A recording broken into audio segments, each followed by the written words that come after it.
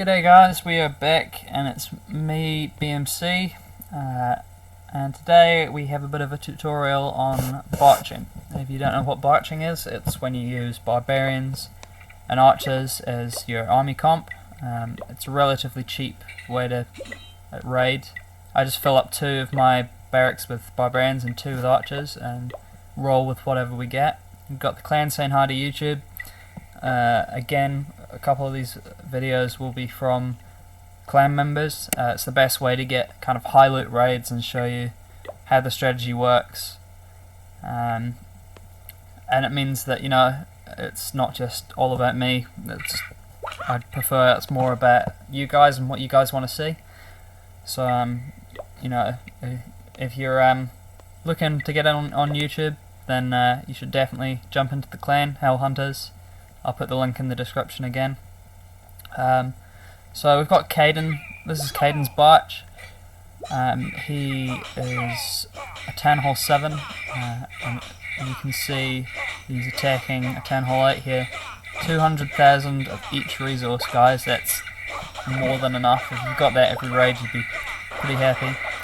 And this brings to the first kind of main point of barching, is you're going to want to look for collector raids. These are raids where all the loot is in the collectors or pumps and not in the storages. Now the main reason you want to do this with Barch is you're using 2 units that have really low health, so they can't really take much damage from splash towers and such, so they're not really ideal for getting into the middle of bases. It is possible, and you know, it's one of those things that after a while playing around with Barch, you will realise you can get to pretty much whatever you want, but it is a lot easier to get these collector raids, and you can often save troops. You don't have to use all of your units. So you can see what Kayden's doing is a really good Barch strategy, is where you put your barbarians as a meat shield, so they absorb all the firepower from the defences, and you use your archers just to pick stuff from afar. The other advantage to using archers as the kind of main damage units is they can shoot over walls, so it means that you don't have to waste time trying to get into hard to reach places. And then Kayden's just gonna, he's already got most of the loot. He's just gonna try and get that last pump and pick off the last percentage he needs. Overall, really good raid from Kayden. He's one of the greatest 8-year-old attackers I think I've ever met. I have a brother of a similar age, and he would never be able to get to do this sort of thing. So kudos to Kayden, and keep it up, buddy. You're doing great. So we're just going to let this play out. He's picked off that last percentage he needed to get the win. He's just letting those archers and barbarians finish off the raid. And he won't need to use his heroes, which is good. And you won't need to use any spells, which is always a plus.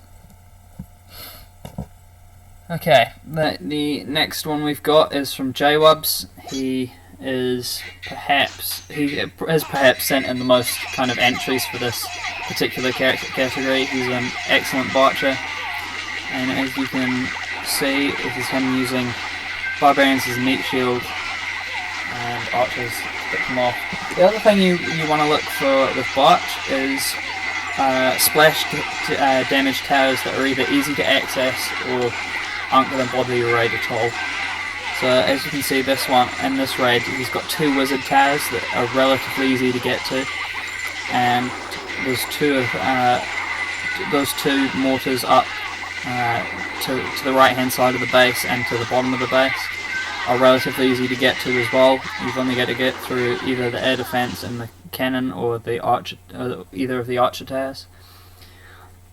And as you can see, this was another collector raid. We've still got a minute left to play. He's already got all the gold and all the elixir. What he's going for now is obviously the percentage, and he's going to try and get some of that dark elixir too. So he's using his barbarians just to kind of bait out any traps and to probe away towards the town hall. as he puts his archers to pick up the air defense and the cannon. He's now got his king going in. He's going to tear through that wall, and he's going to place his archers in behind the king, and some barbarians in there too as well, so that he can get in through that wall and to the town hall. As you can see, he's got all but one of the Dark Elixir, and he is actually going to keep going in with all his troops. He'll rage up his king there, and he will take out that Dark Elixir storage for that last one Dark Elixir, as well as the added bonus of getting a couple more percent, and he'll end it there. Another good loot raid, guys, and yeah. This is another one from Jwubs. He just had, as I said before, he's submitted so many videos to this that, you know, I couldn't resist. And they're proving it really good. My third point as well is that the other thing you want to look for is a regularly laid out bases, because there's a reason a lot of bases that you'll see online in kind of base building guides are symmetrical, and it's because especially at Town Hall 8, you've got things come in threes. You have 3 mortars, 3 air defense, and 3 wizard towers. Oh, sorry, you have 4 mortars now. I apologise. But this really offsets the balance of the base, because you have to try and triangulate things. You can't put things in a square like you can almost do with. You've got 5 cannons and 5 archer towers at Town Hall 8, so you can almost put them in a square. Whereas with mortars, putting 3 and then juggling around your storages and where you prioritise putting things, you've got 1 hero. It makes things a lot more difficult.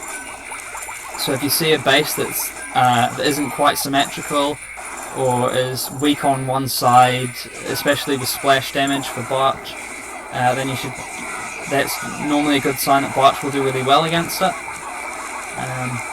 And it means that you can prioritise your attacks from different angles in order to exploit the weakness of the base.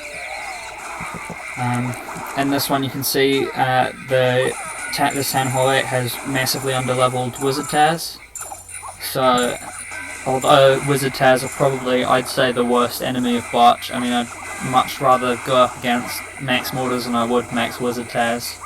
And that's mainly because although they're both splash damage, mortars are slow, and there's also there's a probability that they'll miss due to them being so slow, and your Barch can move relatively fast, whereas wizard towers are very fast and are more likely to take out your troops.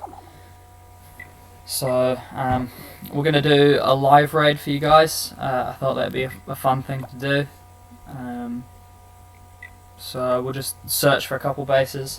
Up this high, it's relatively easy to find a dead base or a barchable base. Probably the prime range I've seen, I've just dropped down to Silver 1, and there's a couple dead TH8s and Town Hall 9s down there, but I'd say definitely the main area that you'd want to prioritise is Gold 2. Now, although I said that you're looking for collector raids, I wanted to also prove that you can easily get into the middle of the base with Barch as well. I mean, sure, I had the assistance of some spells. I took out a mortar with some lightning spells just to give myself an extra added edge. And as you can see, all that loot is in the storages. And the reason I'm attacking from the north is because you can see there's a wizard tower there that is being upgraded. So it means that there's a weakness there, there's less splash damage coverage. I put a jump spell there so that my barbarians are just going to jump straight into the middle. Our archers are going to follow them in. Didn't have my heroes on this raid. I probably could have done a lot better had I had them. But it's no big loss. I mean, that's a good portion of it. That's like a third of the loot so far. And I'll just drop the rest of my troops just to pick off some added percentage. And I'll put the clan castle down there to take out the town hall, just so that I didn't lose stars, trophies, and you know, it's always an added bonus. Getting some extra trophies in there, getting the league bonus, which is always nice, especially up this high, which is Crystal 3. You get a good added bit of Dark Elixir in there too. For Barch, and for pretty much any farming strategy, if you're looking for high resource raids with kind of golden elixir, you're going to look towards the Gold 3, Gold 2 and Gold 1 leagues. I'd say probably the best range for Dark Elixir farming is higher than that. You'd want to go Crystal 3 minimum, all the way up to, you know, maybe if you can get to Masters and farm there, then, you know, go for it. I did a bit of farming in Masters, but the bases are a little hard to get the league bonus off, so for me, Town Hall 9, a relatively new Town Hall 9, I found that the best range for me is around Crystal 1, Crystal 2, if you're looking for Dark Elixir, and you can normally get maybe 1,000 Dark Elixir off a raid.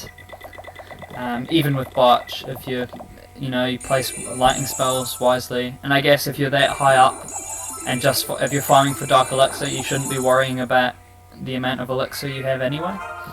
So yeah, that's my personal opinion on where loot's good to be found, and if you can find anything else, then please let me know. Just to round it off, I have one more Barch raid. This is submitted from Nvde Ac3. We just call him Nude, or Ace. This is a really nice raid. It's a mix between a collector and a pump raid. As I said before, this isn't a non-symmetrical base design, but it's a pretty poor one. It's not a very efficient way of defending your loot. So he's going to get in there and get all that elixir. So just in summary, guys, the points that I have made will be on screen. Just if you liked what you saw, leave the video a like. If you want to see more, please subscribe. If you want to find out what's happening on in future videos, then go head up the Facebook page. The link will also be in the description. And if you're wanting to see anything other than what's happened, if you're wanting to see some sort of crazy raid, I've got all troops available at Town Hall 9 and Town Hall 10, so just let me know and I will try and help you out. Have a good day and clash responsibly.